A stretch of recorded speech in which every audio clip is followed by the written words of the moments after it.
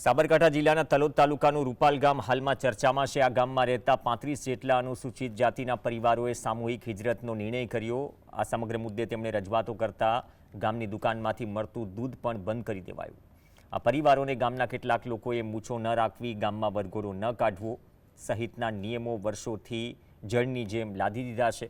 તેનાથી કંટાળી હવે આ પરિવારોએ જિલ્લા કલેક્ટરને આ વાતનું નિરાકરણ લાવવા 7 દિવસનો સમય આપ્યો, નહીં તો સામૂહિક હિજરત કરી જશે તે પ્રકારનું આવેદનપત્ર આપ્યું। જોકે હવે વાત વણસી છે અને ગામની દુકાનોમાંથી તેમને મળતું દૂધ પણ બંધ કરી દેવાયું છે। આ લોકો જે પ્રકારનો આ ભરસેટ રાખે છે ને, આજે લોકો ચાંદ પર પહોંચ્યા। હજી અહીંયા અસ્પૃશ્યતાનો એટલો બધો મોટો પ્રશ્ન થઈ ગયો છે અસ્પૃશ્યતાનો કે સાહેબ અમે એમના ઘરની અંદર બી પ્રવેશ ના કરી શકીએ, બહાર ઊભું રહેવું પડે, બરાબર। અને વાતો કરીશું વાઇબ્રન્ટ ગુજરાતની।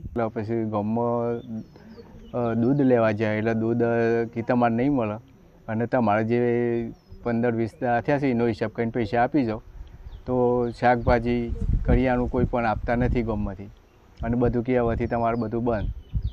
હવે અમારે શું કરવાનું? કારણ કે કોઈ ન્યાયતંત્ર મને કોઈ અમારે હમું જોતું નહીં।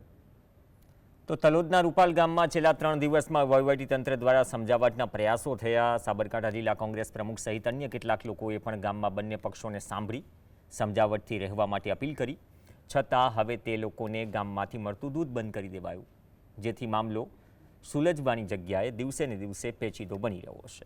હાલમાં અહીં પોલીસની ગાડી અને 2 થી 3 કોન્સ્ટેબલ મૂકી દેવાયા છે। જોકે પોલીસ જશે ત્યારે આગામી સમયમાં ભૂતકાળની જેમ ફરીવાર દલિત સમાજના લોકોએ આ લોકોની સંકુચિત માનસિકતાનો ભોગ બનવું પડશે તેવું પણ તેમણે જણાવ્યું। ભૂતકાળમાં 7 વખત એટ્રોસિટી કરી હોવા છતાં આ લોકો સુધરતા ન હોવાનો આક્ષેપ કર્યો। અહીં સૌથી મોટી વાત એ છે કે ગામના સરપંચ દલિત હોવા છતાં તેઓ માત્ર નામના સરપંચ છે। તેમણે અન્ય વર્ગથી દબાઈ કચડાઈને કામ કરવું પડતું હોવાના પણ આક્ષેપ લાગ્યા છે।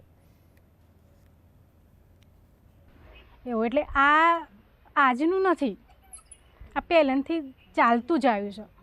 એટલે આના માટે અમારે ન્યાય જોઈએ છે, કારણ કે દુનિયા આગળ ગઈ છે તો અમે કેમ પાછળ? એટલે આના માટે અમારે જવાબ જોઈએ છે અને અમને ન્યાય જોઈએ કે એટલા બધા લોકો ડરી ગયા છે કે એમની સાથે હું એક સામાજિક કાર્યકર્તા તરીકે હું મારા સમાજ સાથે છું, પણ જે વોટ બેંક છે, જે લોકો જીતવા માટે જે દલિતોને રીઝાવા આવે છે, વોટ લેવા આવે છે, એવા કોઈ નેતા અહીંયા ફરક્યા નથી। ના પૂછવા આવ્યા છે, ના જોવા આવ્યા છે કે તમે લોકો કેમ હિજરત કરવા માગો છો। કોઈ એટલે કોઈ માણસ અહીં, કોઈ નેતા, કોઈ આગેવાનો કોઈ જ આવ્યા નથી।